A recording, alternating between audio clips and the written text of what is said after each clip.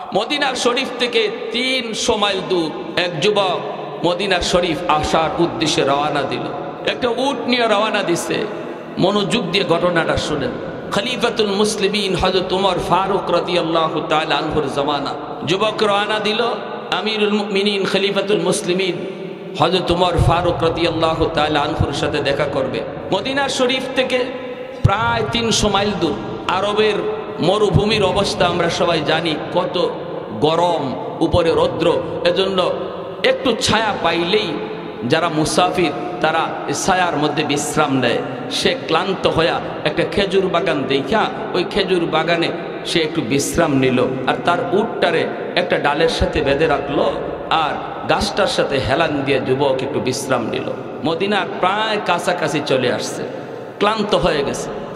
ওই অবস্থায় হঠাৎ করে তার উটটা রশি ছিঁড়ে পাশের আরেকটা জমিতে চলে গেছে। যুবক তো জানে না, যুবক তো ঘুমায় রয়েছে, সে তো জানে না, জানার কথাও না। ঘুমন্ত মানুষ আর মৃত মানুষ সমান, ঠিক না? এজন্য আমরা ঘুমের আগেই দোয়া করি, আল্লাহুম্মা বিসমিকা আমুতু ওয়া আহইয়া। আল্লাহ, আমি তোমার নামে মরতেছি, আবার তোমার নামে জিন্দা হব। আমরা নিজেও এটা স্বীকার করতেছি, আল্লাহ ঘুমটা তো ঘুম হলো মরণ। এই মরতেছি নিজেই বলতেছি, এজন্য ঘুমটা হলো মরণের মতো। যুবক তো একটু ঘুমায় গেছে, জানে না কিছুই। ওই অবস্থায় পাশের জমিতে এক লোক খেজুরের চারা লাগাইছিল। ওই চারাওয়ালা জমিতে তার উটটা যাইয়া এমনভাবে চারাগুলা নষ্ট করছে, এই চারা আর হওয়ার মতো না। বিকালবেলা জমির মালিক আসছে জমি দেখার জন্য, আইসা দেখে তার পুরা বাগানটা নষ্ট করে ফেলেছে একটা উট। কিন্তু উটটা কার তাও তো সে জানে না, কিন্তু উট তো এখনো জমিতে আছে। বৃদ্ধ মানুষটা এই কষ্ট আর ব্যথা সইতে না পাইরা, এটা স্বাভাবিক, সবারই একটু গোসা উঠবে, সবারই একটু রাগ হবে, আরে আমার জমিটা খেয়ে ফেললো এই গরুটা, এই বাছুরটা, তখন একটা আঘাত করবেই। উনি একটা পাথরের চাকা হাতে নিয়ে ওই উটটার দিকে ঢিল মারছে, আর দুর্ভাগ্যবশত এই পাথরের ঢিলটা উটের মাথায় লাগছে, আর মাথাটা ফেটে গেছে। ফাইটা রক্ত পড়া শুরু হয়েছে, এমনভাবে রক্ত পড়তেছে ফিনকি দিয়া, অল্প সময়ের ভিতরে রক্ত শূন্য হইয়া উটটা জমিতেই মারা গেছে। যুবক ঘুম থেকে উঠল, ওইটা সে পাশেই তার উটটারে খুঁজতে শুরু করলো, কিন্তু উট তো পায় না। কোথায় গেল উট, কোথায় গেল উট? ডাইনে বামের সামনে পেছনে চতুর্দিকে খুঁজে, কিন্তু উট তো পায় না। খুঁজতে খুঁজতে দেখতে পেল একটা জমির মধ্যে তার উটটা মরে পড়ে আছে, আর একজন বৃদ্ধ মানুষ পাশেই দাঁড়ায় আছে। অবাক হয়ে যুবক বলতেছে, আমার উট কে মারলো, আমার উটটা কে মারলো? এইবার বৃদ্ধ মানুষটা বলতেছে, বাবা তোমার উট আমি তা তো জানি না, কিন্তু কার উট তাও আমি জানি না। আমি তো উটটাকে মারতে চাই নাই, আমি তো মাত্র আঘাত দিয়া উটটারে সরাইতে চাইছিলাম, কারণ এই জমির মালিক হলাম আমি। জমিটাতে আমি মাত্র চারা লাগাইছি, চারাগুলা মাত্র বড় হওয়ার পথে ছিল। আমার ওই চারাগুলি তোমার উট পাড়ায় পাড়ায় সব নষ্ট করে ফেলেছে। আমার এত বড় ক্ষতি কে সইবে, কে সইবে? এজন্য আমি গোসায় একটা ঢিল মারছিলাম, ঢিলটা যায় উটের মাথায় লাগছে। বাবা মাথায় লাইগা উটের মাথা থেকে রক্ত বের হইয়া উটটা মারা গেছে। বাবারে বিশ্বাস করো, আমি জানি না, আমি যাই না মারি নাই, আমি বুঝা শূন্য মারি নাই, আমি তো বুঝি নাই উটটা মরে যাবে। এই কথা বলতেছে ওই বৃদ্ধ মানুষ, আর ওই যুবক সেও সব কথা শুনতেছে, কিন্তু উটটা তো মরে গেছে। যতই বলো উটটা তো আর জীবিত নাই, ঠিক কিনা? যুবকেরও একটু গুসা উঠে গেছে। সে বলতেছে, তুমি আমার উটটা মেরেই ফেলেছ, এখন আমি মদিনায় কেমন করে যাব, কেমন করে আমি মদিনায় যাব? এই বইলা যুবকেরও গুসা উঠে গেল। সে বৃদ্ধ মানুষটারে একটা ঘুষি মারলো। এই ঘুষিতে বুড়া মানুষটা সেও দাঁড়ায় থাকতে পারে নাই, ঘুষি খায়া সেও পিছন দিকে পড়ে গেল। দুর্ভাগ্যবশত তার মাথাটা পাথরের মধ্যে আঘাত লাগলো, আঘাত লাগতেই তার মাথাটাও ফেটে গেল। আর ওই বৃদ্ধ মানুষটাও রক্ত শূন্য হইয়া ঘন্টা খানেক পরে বুড়া মানুষটাও জায়গায় মারা গেল। এখন তো যুবক হায় হুতাশ করতেছে, হায় আমি এটা কি করলাম, আমার উটের জন্য আমি মানুষ মেরে ফেললাম, মানুষ হত্যা করে ফেললাম, আমি এত বড় অপরাধী, এত বড় অপরাধী। যুবক এখন কান্দে, হায় রে আমি তো মারতে চাই নাই, অনিচ্ছায় ভুলবশত এটা হয়ে গেছে, ভুলবশত হয়ে গেছে। না না আমি যাব না, যাব না, যাব না। আমি যদি এখান থেকে সরে যাই আমারে কেউ পাবে না, কেউ পাবে না, কেউ ধরবে না। কিন্তু কিয়ামতের ময়দানে আল্লাহর আদালতে আমারে খুনি হওয়া লাগবে। আওয়াজ দিয়া বলেন ঠিক কি না? এর নাম হলো তাকওয়া, এর নাম হলো খুদাভীতি। কেউ দেখে না, কেউ শুনে না, শুনে কে? কেউ দেখে না, দেখে কে? আমার অপরাধ কেউ দেখলো না, কেউ শুনলো না, কিন্তু আল্লাহ দেখলেন, আল্লাহ নিজের সবকিছু শুনলেন। যুবক এইবার কি পরিমাণ তার অন্তরের ভিতরে ভয় ছিল। যুবক কয় আমি যাব না, দেখি বৃদ্ধ মানুষটার পক্ষে কে আসে, তার কোনো আপন বলতে কেউ আসে কিনা। আমি আমার দোষ স্বীকার করে নিব, আমি আমার অপরাধ স্বীকার করে নিব, এরপরে আমার বিচার যা হয় মদিনার আদালতে হবে, বিচারও আমি মাথা পেতে নিব। দুনিয়ার বিচারে আমি ফয়সালা হয়ে যদি জেল হয়, ফাঁসি হয়, আপত্তি নাই, তবু আল্লাহর আদালতে খুনি হইতে চাই না। জোরে কোন সুবহানাল্লাহ। এ যুবক, তোমার মতো একজন যুবকের ঘটনা বলতেছি রে যুবক। তুমি তো মনে করো রাতের অন্ধকারে আমি চুরি করলাম, রাতের অন্ধকারে জিনা করলাম, রাতের অন্ধকারে আমি অন্যায় করেছি, কে দেখবে? কেউ দেখে না। আমাকে কে পায়? আমাকে কে পায়? না না না, কেউ না দেখলেও দেখে আল্লাহ, কেউ না শুনলো শুনে আল্লাহ।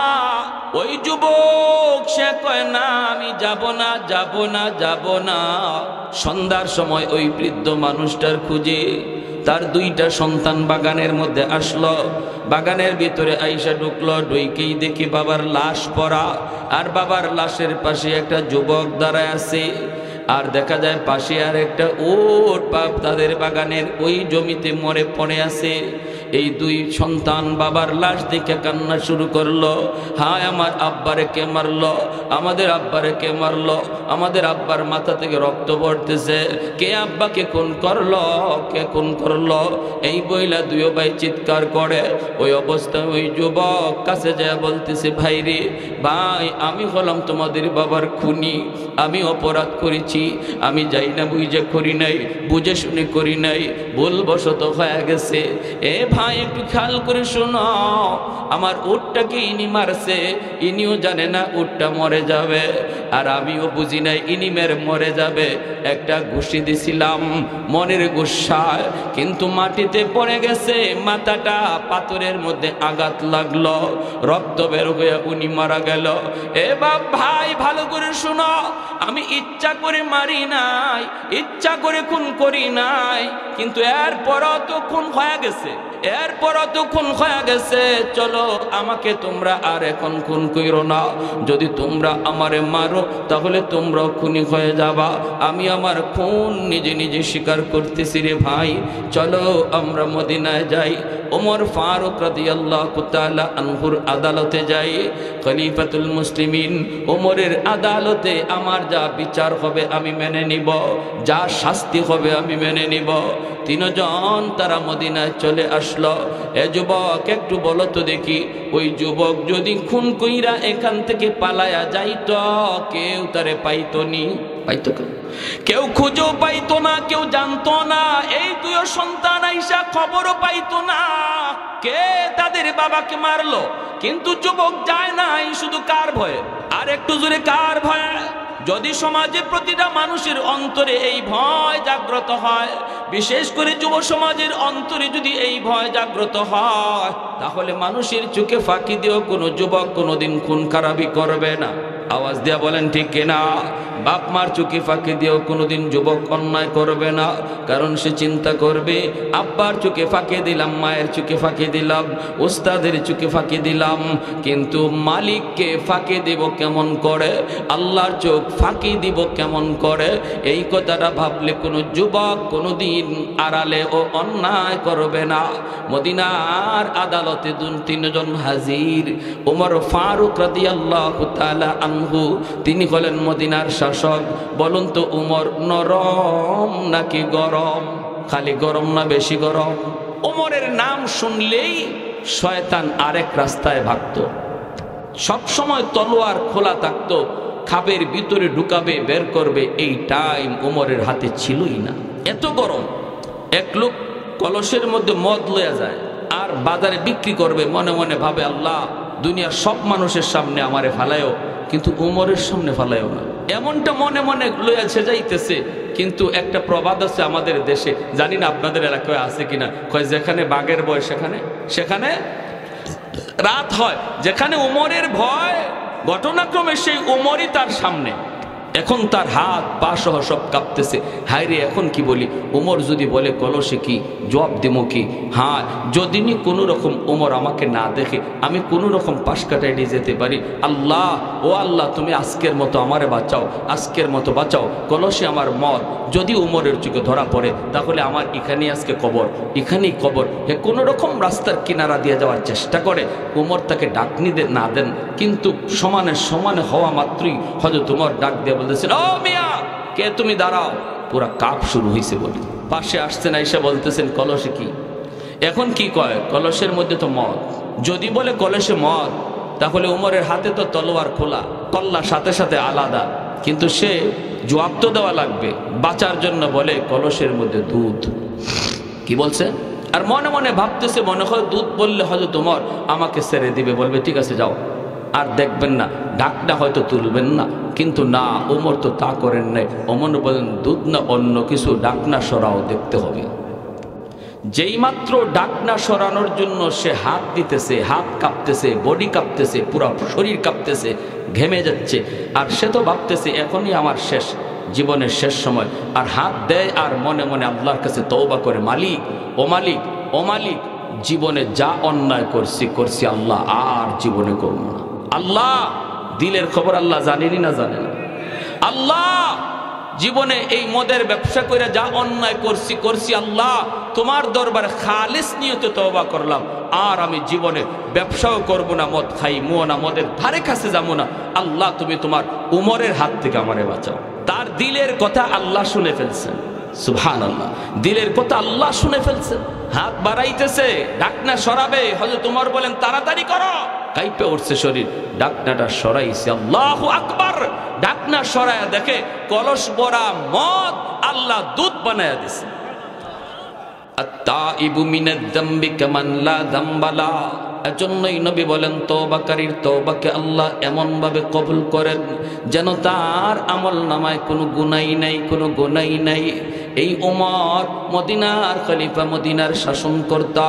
এত গরম, ওমরের সামনে তিনজন যায় হাজির। মামলা হলো খুনের। দুই সন্তান বাবার খুনের মামলা দায়ের করলো। আসামিও ধরে নিয়ে আসছে, আসামিও তারা ধরে নিয়ে আসছে, কিন্তু কোনো বদলা নেয় নাই। বিচার দিছে ওমরের আদালতে। ওমর জিজ্ঞেস করেন কি খবর? মামলা তো তোমার বিরুদ্ধে খুনের, তুমি বলো কি বলতে চাও? যুবক বলে সব সত্য, কিন্তু আমি ইচ্ছা করে মারি নাই, ভুলবশত হয়ে গেছে। গুসায় আমি একটা ঘুষি দিছিলাম, ইনি মাটিতে পড়ে গেছে, মাথা ফেটে গেছে, রক্ত বের হয়ে ইনি মারা গেছে। আমি মারবার নিয়তে ঘুষি দেই নাই, গুসা করে আমি আঘাত করেছিলাম, কারণ উনি আমার ওটটাকে মারছে। হযরত ওমর ডাক দিয়ে বলেন, বাবা ভালো করে শোনো, যত তুমি ইচ্ছা অনিচ্ছায় বলো না কেন, খুন তো হয়ে গেছে, মানুষ তো মারা গেছে, খুনের বদলা হলো খুন, জানের বদলা হলো জান। ইসলামী আদালতের বিধান হলো জানের বদলা জান, জানের বদলা জান, যেটাকে বলে কিসাস। ওয়ালাকুম ফিল কিসাসি হায়াতুন ইয়া উলিল আলবাব।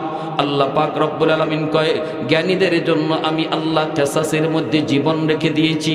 তোমরা দেখো, খুনিরে হত্যা করার দ্বারা, খুনিকে ফাঁসি দেওয়ার দ্বারা একটা জান গেছে, কিন্তু আমি আল্লাহ দেখি খুনিকে ফাঁসি দেওয়ার দ্বারা হাজার জান বেঁচে গেছে। আল্লাহ বলে, তোমরা দেখো একটা জান গেছে, কিন্তু আমি দেখি হাজার জান বেঁচে গেছে। কারণ ও যদি জীবিত থাকতো আরো খুন করত, আর একটা খুনিরে ফাঁসি দেওয়ার দ্বারা আরো 10টা জান বেঁচে যায়। মানুষ খুন করে না, ভয় পায়, কয় খুন করলে নিজেরও আবার খুন হতে হয়। খুন যদি করি আমি ইসলামী আদালতের বিচার থেকে বাঁচবো না, আমাকেও শলিতে চড়াবে, আমাকেও ফাঁসি দিবে, আমাকেও গুলি করবে, আমাকেও হত্যা করা হবে। এই ভয়ে কেউ কাউকে খুন করবে না। আজ যদি খুনির বিচার বাংলাদেশের বাইতুল মুকাররমের গেইটে জুম্মার দিন খুনির যদি বিচার করা হইতো ফাঁসি দিয়া, বাংলার মানুষ যদি সেটা সচক্ষে দেখত খুনের বিচার করা হইতেছে ফাঁসিতে ঝুলাইয়া, তাহলে আরো হাজার খুনি সাথে সাথে তারা সতর্ক হয়ে যাইত। আওয়াজ দিয়া বলেন ঠিক কিনা? এই কথাটাই আল্লাহ পাক রব্বুল আলামিন বলেছেন। হযরত ওমর বলেন, যুবক রেডি হয়ে যাও, ইসলামী আদালতে তোমার বিচার হলো ফাঁসি, তোমার বিচার হলো ফাঁসি। এর যুবক একটু বলো, বলো মনের শেষ কোনো ইচ্ছা আসেনি, তুমি বলো, তোমাকে সুযোগ দেওয়া হবে। তোমাকে ফাঁসিতে ঝুলানোর আগে মনের কোনো শেষ ইচ্ছা যদি থাকে তুমি বলো, সেটা পূরণ করা হবে। এই কথা বলতেই যুবক বলতেছে, আমিরুল মুমিনিন খলিফাতুল মুসলিমিন, আমার মনের কোনো বড় আশা কিছু নাই। আমি আল্লাহর আদালতে খুনি হতে চাই না। দুনিয়ার আদালতে আমাকে যদি ফাঁসি করে দেন, ফাঁসিতে ঝুলায় দেন, হাসি মুখে আমি বিচার মেনে নেব, তবু আল্লাহর আদালতে আমি বাঁচতে চাই, বাঁচতে চাই। এই বইরা যুবক রেডি হয়ে গেছে। তখন যুবক বলতেছে, ও আল্লাহর নবীর সাহাবী, আমার একটা মনের ইচ্ছা আছে, একটা মনের ইচ্ছা আছে, শেষ ইচ্ছা। কোন শেষ ইচ্ছা একটু বলো। যুবক বলে, আমার বাড়ি মদিনা থেকে প্রায় 300 মাইল দূর, 350 মাইল দূর। আমার বাড়ির পাশে একটা বাজার, এই বাজারে একজন ব্যবসায়ী ছিল ইহুদি।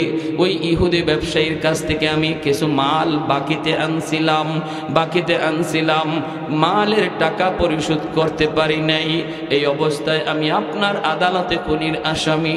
যদি ওই হালতে আমাকে ফাঁসি দেওয়া হয় আর ওই ইহুদির বাকি টাকা পরিশোধ করা না হয়, তার ঋণ যদি পরিশোধ করা না হয়, তাহলে ইহুদি বলবে মুসলমান জাতটাই খারাপ, মুসলমান জাতটাই খারাপ, আমার কারণে মুসলিম জাতি তুইলা গালি দিবে। ওগো আমিরুল মুমিনিন, একটু অনুমতি যদি দেন, আমি দ্রুত বেগে বাড়ি যাব, আর যাইয়াই তার ঋণটা পরিশোধ করে আবার দ্রুত মদিনায় চলে আসব। এজন্য রে ভাই মনে রাখবা, মানুষের হক নষ্ট কইরা কবরে গিয়া নামাজ লইয়াও জান্নাত পাওয়া যাবে না। মানুষের হক নষ্ট কইরা 10টা 20টা হজ লইয়াও জান্নাত পাওয়া যাবে না। প্রতিবেশীর হক, ছোট ভাইয়ের হক, বোনের হক মাইরা, ভাতিজার হক মাইরা যারা কবরে যাইবা, তোমার জীবনের নামাজ রোজা হজ যাকাত লইয়াও জান্নাত পাওয়া যাবে না যদি মানুষের হক মরার আগে পরিশোধ না করো। কারণ এটা হকুল ইবাদ। আল্লাহ হকুল ইবাদের ব্যাপারে কোনো সিদ্ধান্ত দিবেন না। আল্লাহ তার হকের ব্যাপারে তিনি সিদ্ধান্ত জানাবেন। বান্দা তোর এক ওয়াক্ত নামাজ কাজা হয়েছে নে আমি মাফ করে দিলাম, বান্দা একটা রোজা তোর কাজা হয়েছে নে মাফ করে দিলাম, কিন্তু অমুকের টাকা মারছ, অমুকের জমি তুমি দখল করে নিয়ে আসছ, এই ব্যাপারে আমি আল্লাহ কিছু জানি না, এটা তার মামলা, তুমি তার কাছ থেকে মামলার রায় নাও। মার হক নষ্ট করেছ, মার সেবা করো নাই। বাবার হক নষ্ট করেছ, বাবার সেবা করো নাই। ছোট ভাইয়ের সম্পদ তুমি আত্মসাৎ করেছ, আমি আল্লাহ এই ব্যাপারে কিছু জানি না। বান্দা তোর হজ, তোর নামাজ, তোর রোজা, তোর কোরআন তেলাওয়াত, তোর জিকির এগুলাই কয় তুই জান্নাতে যাইবি, তোর জান্নাতে যাওয়ারই কথা। কিন্তু ওই মামলাগুলি আগে তুই ডিসমিস কর।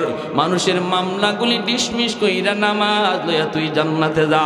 মানুষের মামলা ডিসমিস কইরা তুই তোর হজ লইয়া জান্নাতে যা। মানুষের মামলা ডিসমিস কইরা তুই তোর তাসবিহ তাহলিল লইয়া জান্নাতে যা। কিন্তু ওই দিন হাসরের ময়দানে কেউ কাউকে মাপ দিবে না। মা সন্তানকে মাপ দিবে না, বাবা সন্তানকে মাপ দিবে না, ছোট ভাই বড় ভাইকে মাপ দিবে না। কেমন করে মাপ দিবে? ভাই ভাইয়ের পরিচয় দিবে না, সন্তানের পরিচয় মায় দিবে না। ইয়াউমা ইয়াফিরুল মারউ মিন আখিহি ওয়া উম্মিহি ওয়া আবিহি ওয়া সাহিবাতিহি ওয়া বানিহি লিকুল্লি ইমরিইম মিনহুম ইয়াউমাইযিন শা'নুন ইউগনিহি। আল্লাহ পাক বলে সবাই শুধু নিজেকে বাঁচার ফিকির করবে, নিজে বাঁচার চিন্তা করবে, নিজে বাঁচার চিন্তা করবে, নিজে বাঁচার চিন্তা করবে, কেউ কারো দিকে নজর দিবে না। ভাইরা বন্ধুরা, এজন্য রে ভাই মনে রাখবা, মনে রাখবা আল্লাহর আদালতে মানুষের মামলা লইয়া কেউ উঠবেন না। আল্লাহর দোহাই মৌতের আগে আগে মানুষের মামলাগুলা দুনিয়াতে ডিসমিস করেন। যুবক বলতেছে, ওগো আমিরুল মুমিনিন, একটু অনুমতি যদি দিতেন আমি দ্রুত আমি বাড়ি যাব, যাইয়েই তার হকটা আমি পরিশোধ করব, ঋণটা পরিশোধ করে আমি দ্রুত চলে আসব, দেরি করব না বিন্দু। হযরত আমিরুল মুমিনিন ওমর ফারুক রাদিয়াল্লাহু তাআলা আনহু বলতেছেন, এ যুবক তুমি এমন কি বললা? এই কথা কেমন করে আমরা বিশ্বাস করব? তুমি বাড়িতে যাইবা, আবার বাড়ি থেকে ফিরে আইবা ফাঁসিতে ঝুলার জন্য, এটা কে বিশ্বাস করবে? বাড়িতে গেলে পরে তোমারে ধইরা আনবে কে? এখানে তোমার বাপ থাকবে, মা থাকবে, তোমার আত্মীয় স্বজন সব থাকবে, তাদের সাথে মোকাবেলা করবে কে? বাড়ি যাওয়ার পর আবার ফাঁসির আসামি ফিরে আয়, এমন কোনো নজির তো নাই। না যুবক, এই প্রস্তাব মানা যায় না, এটা মানা সম্ভব না। তোমার সাথে আমি যে আমার কিছু ফৌজ দিয়ে দিব এটাও সম্ভব না। কারণ ফৌজ যারা ছিল, সৈন্য যারা ছিল, তারা যুদ্ধের ময়দানে, মুজাহিদরা তারা যুদ্ধের ময়দানে, একা একা তোমাকে দিতেও পারি না, আবার সঙ্গে মানুষ দেওয়ার মতো লোক মদিনায় নাই। অতএব এই প্রস্তাব কোনোদিন গ্রাহ্য হবে না। যুবক ডাক দিয়া কয়, গো আল্লাহর ওলি, তাহলে আমি রেডি, আমি রেডি, আমাকে ফাঁসিতে ঝুলায় দেন, ঝুলায় দেন। আমিরুল মুমিনিন হযরত ওমর ডাক দিয়া বলতেছে, যুবক একটু সুযোগ তোমাকে দিলাম, বলো মদিনায় তোমার কোনো আপন বলতে কেউ আছে কিনা? মদিনায় তোমার বন্ধু বান্ধব বলতে কেউ আছে কিনা, যারে তুমি নিজের পক্ষ থেকে জামিন রেখে যাইবা? জামিন যদি তুমি ফিরে না আসো, তোমার বদলা যে জামিন হবে তারে আমরা ফাঁসিতে ঝুলাবো। শুধু একটা সুযোগ আছে রে যুবক, একটা সুযোগ শুধু আছে, দেখো তোমার পক্ষে কেউ জামিন হবে কিনা। এমনি যুবক, আল্লাহর নবীর সাহাবী, ওগো নবীর সাহাবী, এটা কেমন করে সম্ভব? মদিনায় আমার আপন বলতে কেউ নাই, আত্মীয় স্বজন বলতে কেউ নাই, বন্ধু বান্ধব মদিনায় আমার কেউ নাই, অতএব আমার পক্ষে কেউ জামিন হবে না, কেউ আমার পক্ষে জামিন হবে না। অতএব আমি রেডি, আমাকে ফাঁসিতে ঝুলায় দেন। শুধু মৃত্যুর পর আমার দেহটাকে আমার মার কাছে পৌঁছে দিন, আমার দেহটা আমার আব্বার কাছে পৌঁছে দিন। আমার বাপ মার আর কোনো সন্তান নাই, সন্তান নাই, আমি আমার মার গর্ভে একমাত্র সন্তান। মৃত্যুর সময় মাকে খবরটাও আমি দিতে পারলাম না, আমার লাশটা শুধু বাড়িতে পাঠায় দিয়েন। বাইরা এই বইলা যুবক সামনের দিকে আগাইতেছে, ফাঁসিতে ঝুলবে। হঠাৎ করে মদিনার এই বিচারকের হাউস থেকে একজন সাহাবী হাত উঠে বলতেছে, ডাক দিয়া বলতেছে, আমিরুল মুমিনিন, আমিরুল মুমিনিন, থামান আমার ভাইরে থামান, আমি তার পক্ষে জামিন হইলাম। আমিরুল মুমিনিন, আমিরুল মুমিনিন, আমি আমার ভাইয়ের পক্ষে জামিন হলাম। জামিন কে? সেই সাহাবী যিনি জামিন হতে চায়। এই যুবকের সাথে তার কিসের সম্পর্ক? মদিনার মানুষ সবাই অবাক অবাক। ইনি কে আমিরুল মুমিনিন উমর, তাকে দেখেন ইনি সাধারণ কোন সাহাবী নন, আমার নবীর হাতে গড়া একজন বড় সাহাবী, যার নাম হলো আবু যর গিফারি রাদিয়াল্লাহু তাআলা আনহু। জোরে বলি সুবহানাল্লাহ।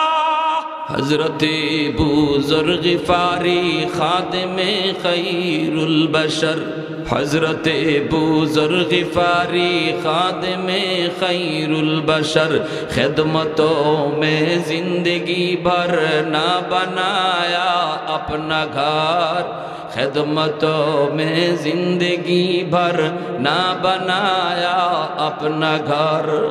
সেই আবু যর গিফারি রাদিয়াল্লাহু তাআলা আনহু যখন এই প্রস্তাব দিয়া বসলেন, আমিরুল মুমিনিন হযরত ওমর ডাক দিয়া বলে, আবু যর, কেমন করে তুমি এই প্রস্তাব দিলা? ও আবু যর, তুমি কি কোনো গ্যারান্টি দিতে পারবা যুবক আসবে কি আসবে না? এই যুবকের সাথে তোমার কিসের সম্পর্ক? আবু যর গিফারি তখন বলতেছে, নগো আমিরুল মুমিনিন, যুবকের সাথে আমার কোনো রক্তের সম্পর্ক নাই, রক্তের কোনো সম্পর্ক নাই, কিন্তু মায়ার নবী দয়ার নবী রওজার দিকে আঙ্গুল দিয়া বলতেছেন, ওই রওজাওয়ালার পবিত্র জবানে আমি বহুবার শুনছি, মুসলমান মুসলমানের ভাই, অতএব মুসলমানের সাথে মুসলমানের সম্পর্ক ঈমানের সম্পর্ক। আমার এই ভাইয়ের সাথে রক্তের সম্পর্ক নাই, কিন্তু সম্পর্ক আছে ঈমানের সম্পর্ক। আর নবী বলছেন, রক্তের সম্পর্কের চেয়ে ঈমানের সম্পর্ক বেশি গভীর, রক্তের সম্পর্কের চেয়েও ঈমানের সম্পর্ক বেশি গভীর। এজন্য আমি রাজি, আমার ভাইকে তার ঋণ পরিশোধ করতে পাঠায় দেন, যদি সে টাইম মতো না আসে হাসি মুখে আমি ফাঁসিতে ঝুলব। আল্লাহু আকবার। মদিনার মানুষ সব অবাক হয়ে গেল, নিস্তব্ধ হয়ে গেল, পুরা হাউস নিস্তব্ধ হয়ে গেল। এইবার আমিরুল মুমিনিন হযরত ওমর ডাক দিয়া বলতেছেন, যুবক যাও, তোমার জামিন পাওয়া গেল, যাও, তোমাকে একটা দ্রুতগামী ঘোড়া দেওয়া হলো, এই ঘোড়া দৌড়ায় তুমি দ্রুত যাইবা, আগামী মাসের পহেলা জুম্মা, আগামী মাসের প্রথম জুম্মা, এই জুম্মার আজানের আগে আগে তুমি মদিনায় পৌঁছবা, তোমাকে দেওয়া হলো টাইম, যাও তুমি যাও, সময় পা। টাইমটা দিয়া দিলেন, যুবক দেরি করলো না, তাড়াতাড়ি করে ঘোড়ার পিঠে ওইটা যুবক রওনা দিয়া দিল বাড়ির দিকে। দ্রুত বেগে যুবক বাড়িতে যায় পৌঁছলো, পৌঁছেই মার কাছে গেল, বাবার কাছে গেল, যাইয়া কথা নাই কম কথা, অল্প সময়ের ভিতরে যুবক বাজারে গেল, যাইয়া ইহুদির এই ঋণটা পরিশোধ করলো। বাইরে তোমার ঋণগুলি নেও, তোমার ঋণগুলি নেও। এরপরে দ্রুত আবার মার কাছে আসলো, বাবার কাছে আসলো। মা জিগায়, বাবা কি হয়েছে বল, মনটা এত পেরেশান কেন, চেহারাটার মধ্যে এত আতঙ্ক কেন? যুবক বলতেছি, মা গো, ও মা, মা আমাকে জীবনের শেষ বিদায়টা দিয়ে দাও, শেষ বিদায় আমাকে দিয়ে দাও। আব্বা আমাকে জীবনের শেষ বিদায়টা দিয়ে দাও, আমি তোমাদের ঋণ শোধ করতে পারি নাই। মা দুধের দাবিটা তুমি রাখো না, বাবা আর জীবনে আব্বাকে ডাক দিতে পারবো না। মা জড়ায় দুইরা কান্দে আর কই, বাবা কি হয়েছে বল বল বল। যুবক কান্দে আর কয়, মা মদিনার আদালতে আমার বিরুদ্ধে মামলা, তাও সাধারণ মামলা নয়, খুনের মামলা। তোমার সন্তান খুনি, রায় হয়ে গেছে মদিনার আদালতে, উমরের আদালতে আমার ফাঁসি। মা গো, আমি ইচ্ছা করে মারি নাই গো মা। মা তোমার সন্তান, তুমি তো জানো ইচ্ছা করে কাউকে খুন করতে পারে না। আমি তো তোমাদের সন্তান, আমি তো অন্যায় জীবনে কোনোদিন করি নাই গো মা। এই হলো ঘটনা, এই কারণে আজকে আমি মদিনার আদালতে খুনির আসামি, রায় হয়েছে ফাঁসি। আমাকে একটু সুযোগ দেওয়া হয়েছে, নবীর একজন সাহাবী জামিন হয়েছে গো মা, জামিন হয়েছে, যার সাথে আমার কোনো সম্পর্ক নাই, আমার কোনো রক্তের সম্পর্ক কিছুই নাই। উনি আমার পক্ষে জামিন হওয়ায় আমি সুযোগ পেয়েছি ওই ইহুদির ঋণটা পরিশোধ করার জন্য। মা গো, আমাকে দেরি কইরো না, যদি আমি টাইম মতো পৌঁছতে না পারি তাহলে আমার ওই ভাইকে ফাঁসি দেওয়া হবে। মাগো বিদায় দাও। মা শেষবারের মতো সন্তানের কপালে চুমু খায়। দেখেন কেমন মা কেমন বাবা। বাবাও কয় না বাবা তুই আর যাইস না, মাও কয় না বাবা তুই আর যাবি না, দেখি কে আসে তোরে নেওয়ার জন্য। এই ছিল নবীর যুগে, নবীর যুগে, নবীর সাহাবায়ে কেরামের যুগে মানুষের অন্তরে আল্লাহর ভয়। নিজের জীবনের চিন্তা বড় নয়, দুনিয়ার বাঁচার কথাটা তারা বড় মনে করে না, আল্লাহর দরবারে বাঁচাটাকেই বড় মনে করে। দুনিয়ার মুক্তিটারে তারা বড় মনে করতেন না, আল্লাহর দরবারে মুক্তিটাকেই তারা বড় মনে করতেন। সর্বদা আল্লাহর কাছে মুক্তি পাওয়ার আশায় তারা হাঁটতেন। ভাইরা, মা বাবা দুজন রে কান্দাইয়া যুবক ঘোড়ার পিঠে সওয়ার হইয়া মদিনার দিকে রওনা দিয়ে দিল। রাস্তায় তার এই উটের জিনপুট, এই ঘোড়ার জিনপুষটা ভেঙ্গে গেল, একটু সময় লেগে গেল। এই দিকে টাইম কাটায় কাটায় দেওয়া হয়েছে। রাস্তায় বিলম্ব হওয়ার কারণে জুম্মার আজান পড়ে গেল, অথচ যুবক এখনো মদিনায় পৌঁছে নাই। জুম্মার আজান হয়ে গেল, যুবক মদিনায় পৌঁছে নাই। মদিনার সমস্ত মানুষ টেনশনে পড়ে গেল। হায়, যদি ওই যুবক জুম্মার নামাজের পরপর হাজির না থাকে, নামাজের পরপরই তো বিচার বসবে, আদালত বসবে। যদি এর ভিতরে যুবক না পৌঁছায় তাহলে আবু যর গিফারির মতো এত বড় জলিলুল কদর সাহাবীকে আমরা হারাবো। সাহাবায়ে কেরামের ভিতরেও একটা কান্না শুরু হয়ে গেল, আতঙ্ক শুরু হয়ে গেল, ভয়ভীতি শুরু হয়ে গেল। আজান হয়ে গেল। আজান হওয়া মাত্রই হযরত ওমর একজন লোক পাঠিয়ে দিলেন, ফৌজ পাঠিয়ে দিলেন আবু যর গিফারির বাড়িতে।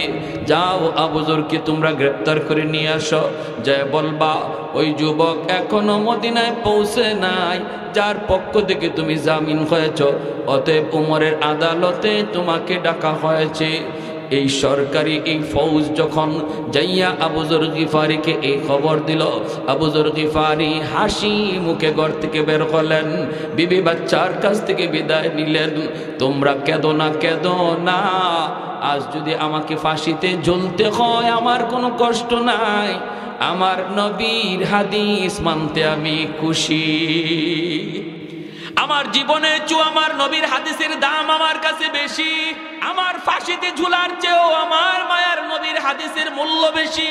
নবী বলেছেন, আল মুসলিম আখুল মুসলিম, মুসলমান মুসলমানের ভাই। রক্তের সম্পর্কের চেয়ে ঈমানের সম্পর্ক গভীর। সন্তান যদি কাফির হয় ইসলাম বলে পরিচয় দিও না, বাবা যদি কাফির হয় ইসলাম বলে বাবা পরিচয় দিও না। কিন্তু ইসলাম বলে আফ্রিকার জঙ্গলের একটা মানুষ যদি মুমিন হয় তারে ভাই কইয়া ডাক দাও। জোরে বলে সুবহানাল্লাহ। তারে ভাই কইয়া ডাক দাও, ভাই কইয়া ডাক দাও। আর আপন রক্তের ভাই যদি কাফির হয় ভাই পরিচয় দিও না। বদরের যুদ্ধে নবীর পক্ষে এক ভাইয়ের হাতে ইসলামের পতাকা, আরেক ভাই আবু জহলের পক্ষে তার হাতে কুফুরের পতাকা। দুই আপন রক্তের ভাই, একজনের হাতে ইসলামের পতাকা, আরেকজনের হাতে আবু জাহেলের পক্ষে কাফেরের পতাকা। এই দুই ভাই বদরের যুদ্ধে তারা দুই দিক থেকে যুদ্ধে তারা লিপ্ত। আবু বকর সিদ্দিক আমার নবীর পক্ষে, আবু বকর সিদ্দিক রাদিয়াল্লাহু তাআলা আনহুর সন্তান আবু জাহেলের পক্ষে। বদরের ময়দান বাপ বেটার যুদ্ধ, ভাইয়ে ভাইয়ে যুদ্ধ, চাচা ভাতিজার যুদ্ধ। আমার নবী একদিকে, নবীর আপন চাচা হযরত আব্বাস রাদিয়াল্লাহু তাআলা আনহু ইনি আবু জাহেলের পক্ষে। এজন্যই হযরত আবু বকর সিদ্দিক রাদিয়াল্লাহু তাআলা আনহুর সন্তান পরে যখন কালেমা পড়ে মুসলমান হয়েছেন, ইনি বলতেছেন, আব্বা বদরে তো আমি আপনার বিপক্ষে ছিলাম, আব্বা বদরের ময়দানে আপনি 3 বার আমার সামনে পড়ছেন কিন্তু আমি তলোয়ার চালাই নাই। আবু বকর সিদ্দিক বলে, কেন তুই তলোয়ার চালাইলি না? কয়, আব্বা আপনি আমার আব্বা, এজন্য তলোয়ার চালাই নাই। যদি ওই দিন তলোয়ার চালাইতাম আমার জীবনের সবচেয়ে বড় ভুল হইতো, আমি সেই ভুল কিভাবে নিজের সামলাইতাম? আবু বকর সিদ্দিক বলে, বাবা 3 বার পড়ছি তুই তলোয়ার চালাইছো না? বলে না। এইবার সিদ্দিক বলে, তাহলে শুন বাবা, আমি আবু বকরের কথা শুন, আমার কথা শুন, আমার কথা শুন। বদরে যদি তুই একবার আমার সামনে পড়তি, একবার আমি আল্লাহকে দেখাইতাম, মালিক সন্তানের চেয়েও আমি তোমাকে বেশি ভালোবাসি, এক কোবে তোমারে আলগা করে দিতাম। কারণ আল্লাহ মহব্বত আমার কাছে বেশি সন্তানের চেয়ে, বাবার চেয়ে, ভাইয়ের চেয়ে। আবু যর গিফারি কয়, তোমরা কেঁদো না, কেঁদো না, আমাকে হাসি খুশি মদিনার আদালতে যেতে দাও। জুম্মার নামাজ হয়ে গেল, মদিনার ছোট বড় নারী পুরুষ সবাই মসজিদে নববীতে চলে আসলো। সবার শুধু কান্না আর কান্না। আজ আবু যর গিফারিকে ফাঁসিতে ঝুলানো হবে। এক খুনির পক্ষে জামিন হওয়ার কারণে মহিলাও কান্দে, পুরুষও কান্দে, যুবক কান্দে, ছোট ছোট বাচ্চারাও কান্দে। ভাইরা, ওই অবস্থায় জুম্মার নামাজ শেষ হওয়ার পর হযরত ওমর ফারুক রাদিয়াল্লাহু তাআলা আনহু আদালতের বিচারকের আসনে বসলেন। এই অবস্থায় হযরত ওমর ডাক দিয়া বলে, আবু যর, যার পক্ষে জামিন হয়েছ সে কিন্তু এখনো আসে নাই। অতএব মামলার রায় হলো তোমাকে ফাঁসিতে ঝুলানো হবে। তুমি কি প্রস্তুত? আবু যর গিফারি হাসি মুখে কয়, আমিরুল মুমিনিন, আমি হাসি মুখে রাজি। আবু যর গিফারি হাসে, কিন্তু মদিনার সব মানুষ কান্দে, আর সবাই কান্দে, আবু যর গিফারি হাসে। সামনের দিকে আগান, সামনের দিকে আগান, আবু যর গিফারি সামনের দিকে আগান। জল্লাদকে হযরত ওমর বলতেছে, জল্লাদ যাও, যাও, তুমি যে রশি লাগাও। মদিনার মানুষ দেখতেছি এই জল্লাদ জীবনে কাউকে ফাঁসিতে ঝুলাইতে কোনোদিন একটুও দরদ দেখায় না, মদিনার জল্লাদ।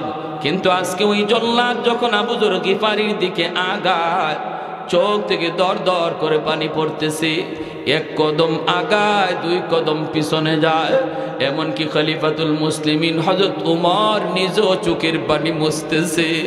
কারণ আবু যর গিফারি তো সাধারণ কোনো সাহাবী না, আমার নবীর অত্যন্ত প্রিয় একজন সাহাবী, অনেক বড় একজন উঁচু মাপের সাহাবী। মদিনার মানুষ রাস্তার দিকে তাকায়, আবু যর গিফারি রশির কাছাকাছি। হঠাৎ করে একজন ডাক দিয়া কয়, জল্লাদ থামো, থামো, ওই যে দেখা যায় মদিনার ধুলাবালি উঠতেছে, মনে হয় কোনো একটা ঘোড়া দ্রুত বেগে আসতেছে, একটু অপেক্ষা করো, অপেক্ষা করো। অল্প সময়ের ভিতরে দেখা গেল যুবক আইসা হাজির। আল্লাহু আকবার!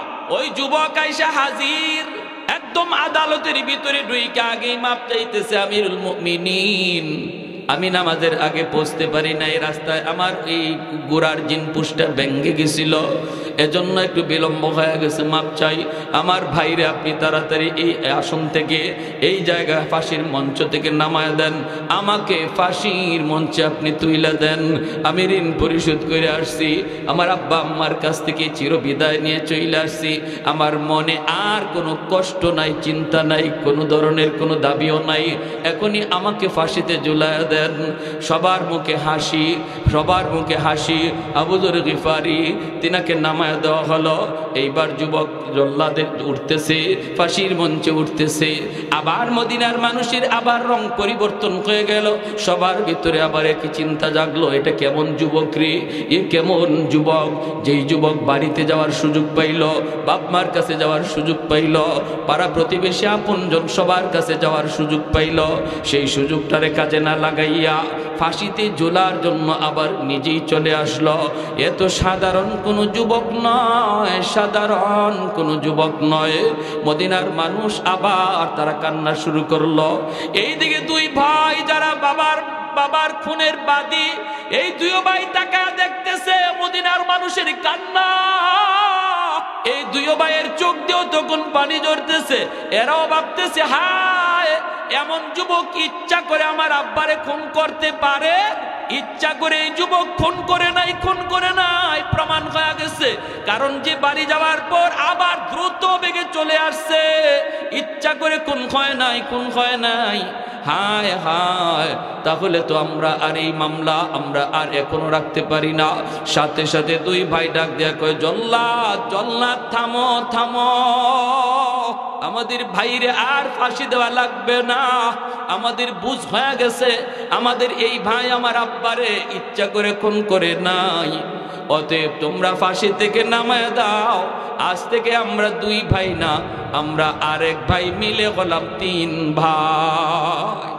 এই ভাইরে লয়ে গেছে মায়ের কাছে, গিয়া বলতেছে, আম্মা, আজ থেকে তোমার আরেকজন সন্তান, দুই সন্তান ছিল, দুই ছেলে, আরেক ছেলে, আমরা হলাম তিন ছেলে।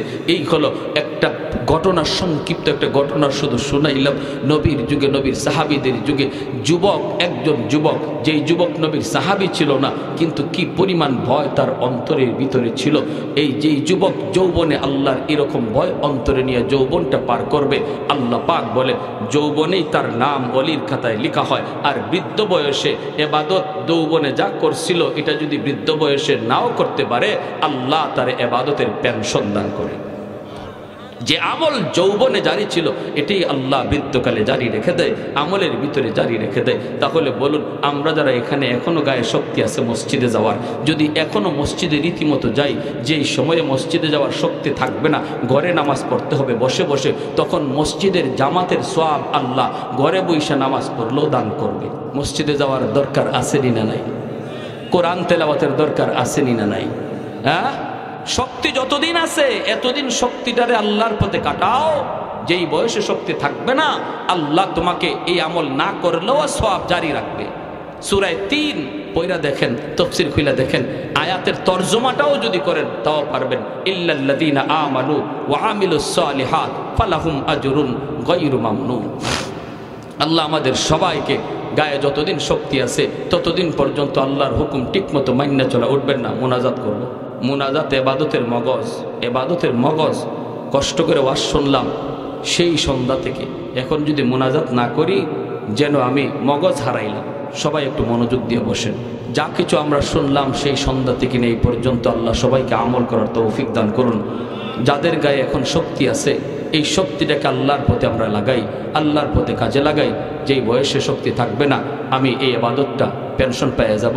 আল্লাহ আমাদের সবাইকে কথাগুলো বুঝার এবং এর উপরে আমল করার তৌফিক দান করুন। বিশেষ করে যে যুব সমাজ আজকে এত সুন্দর আয়োজন করলো, এই যুবকগুলি তাদের গোটা যৌবন কালটাকে যেন আল্লাহর গোলামিতে কাটাইতে পারে, আল্লাহর মর্জি মোতাবিক যেন তারা চলতে পারে, সেই দোয়া আমরা তাদের জন্য করি।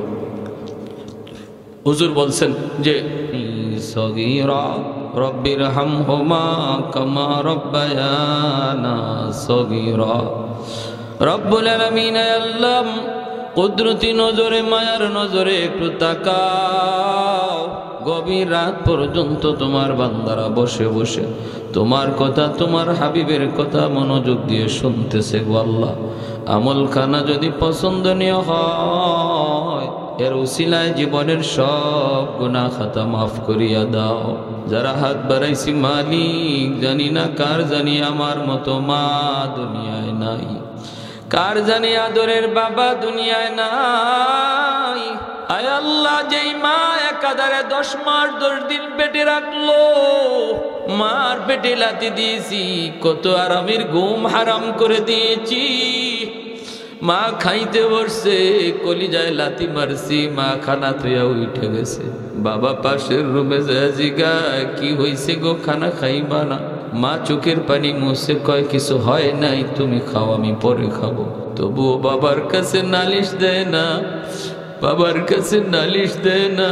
তোমার সন্তান পেটে থেকে আমার কলিজায় লাথি মারছে। যে মা শীতের দিনে ভিজা বিছানায় শুইছে, আমি প্রস্রাব করে বিছানা ভিজায় দিছি, মা ভিজা বিছানায় শুইয়া আমাকে বুকে রাইখা সারা রাত কাটায় দিছে গো আল্লাহ। আমি ঘর থেকে রাগ করে বের হয়ে গেছি, সবাই ঘুমায় পড়ছে, কিন্তু মা ঘুমায় না। পিছনের দরজা দিয়া গভীর রাতে আম্মা কইয়া ডাক দিতে দেরি হয়, মার দরজা খুলতে দেরি হয় না। মাগো, তুমি এখনো বুঝি ঘুমাও না? মা কয়, বাজান তোমারে বাহিরে রেখে আমি মা কেমনি ঘুমাই? এখনো সন্তান যদি শহর থেকে বাড়িতে আসার খবর দেয়, মা সন্তানের চেহারা না দেখা পর্যন্ত সারা রাত জায়গা থাকে। এমনও মারে তুমি কবরে মাইরো না, এমনও মারে তুমি আযাব দিও না। ও মালিক, সন্তান মার কবরের পাশ দিয়া চইলা যায়, মা রুটা ডাইকা ডাইকা কয়, বাজার কবরখানা দেখেও কি মার কথা ইয়াদ হয় না? কবরখানা দেখেও কি ইয়াদ হয় না? ইয়াদ হয় না। একবার সূরা ফাতিহা, 3 বার সূরা ইখলাস পড়ো বাবা। আল্লাহ তোমার মার কবরখানাকে জান্নাতের বাগান বানায় দিবে। বাবার কবরের পার দিয়ে কত ছেলে গান গায়া চইলা যায় দিনের বোঝ না থাকার কারণে। আয় আল্লাহ, যে যুবকগুলি কোরআনের পক্ষে থাকে আল্লাহ তাদেরকে তুমি ওলির খাতায় নাম লিখা দিও। আল্লাহ তাদেরকে মালিক তাদের বাপ মার সেবা করার তৌফিক দিও। বাপ মা কবরে থাকলে কবরের পাশ দিয়া কোরআন তেলাওয়াত কইরা কইরা যাওয়ার তৌফিক দিও। ও মাওলা করিম, ধন্য মায়ের ধন্য সন্তান এই যুবকগুলি। কত যুবক গানের আয়োজন করে, খেলাধুলার আয়োজন করে, কিন্তু এই এলাকার যুবকগুলি মালিক তোমার কোরআনের মাহফিলের আয়োজন করেছে। আল্লাহ কিয়ামত পর্যন্ত যতদিন তাদের হায়াত রাখো কোরআনের খাদেম বানায় রাখো। আল্লাহ, ইসলামের পক্ষে একজন সৈনিক তুমি বানায় রাখো। দুনিয়ার সমস্ত আফত বিপদ থেকে তাদেরকে হেফাজত কইরো। আয় আল্লাহ, ডাইনে বামে যত মুর্দেগান কবরে শুয়ে আছে গো আল্লাহ, কতজনের বাবা মা, কতজনের বড় ভাই, কতজনের দাদা দাদি নানা নানি, কত মায়ার মানুষ নিজের হাতে তারা কবরে এখানে শুয়ে রাখছে। যারা একদিন এই রাস্তা দিয়ে হাঁটতো, এই ঘরে ঘুমাইতো, এই মসজিদে নামাজ পড়তো, তারা আজ কোথায় গেল, কোথায় রইল, কিভাবে রইল তুমি ছাড়া কেউ জানে না। এই মাহফিলের খাতিরে তাদের প্রত্যেকের কবরকে জান্নাতের বাগান বানায় দাও। আয় আল্লাহ, কবরে অশান্তি থাকলে অশান্তি দূর করে দাও। আয় আল্লাহ, এলাকার ভিতরে যত মুরব্বী আছে আল্লাহ তুমি তাদের হায়াতে বরকত দাও, যুবকগুলির হায়াতে বরকত দাও, সামনের জীবনের সমস্ত বাধা তুমি দূর করে দাও। আয় আল্লাহ, লেখাপড়ায় বরকত দাও, ব্যবসা বাণিজ্যে বরকত দাও, অসুস্থ যারা আছে আল্লাহ সুস্থ করে দাও। বাপ মা যাদের জীবিত হায়াতে বরকত দাও, সেবা করার তৌফিক দাও। যেই সন্তান বুঝে না মারে কষ্ট দেয়, বাবারে কষ্ট দেয়, আল্লাহ তুমি তাকে সহি বুঝ দাও, বুঝ দাও। বাপ মার মন খুশি করার তৌফিক দাও। আয় আল্লাহ, আয় মাওলা, আমার মা বোনদেরকে মাফ করে দাও। এই এলাকার প্রতিটা মা বোনকে খাঁটি পর্দা নিশিন বানাও। আল্লাহ, কোরআন তেলাওয়াতকারিনী বানাও। ঘরে ঘরে হাফেজে কোরআন আলেমে দ্বীন কবুল করে নাও। যারা সাহায্য সহযোগিতা করেছে গো আল্লাহ, তুমি প্রত্যেকের সাহায্যকে নাজাতের ওসিলা বানায় দাও। আগামী বছরে এই কোরআনের মাহফিলে আমরা যারা আজ বসলাম, আগামী বছরও বসার, আয় আল্লাহ, বসার জন্য নেক হায়াত সবাইকে বাড়ায় দাও। ওয়া সাল্লাল্লাহু তাআলা আলা খাইরি খালকিহি মুহাম্মদ ওয়া আলা আলিহি ওয়া আসহাবিহি আজমাইন। আমিন আমিন বিরহমাতিকা ইয়া আরহামার রাহিমিন।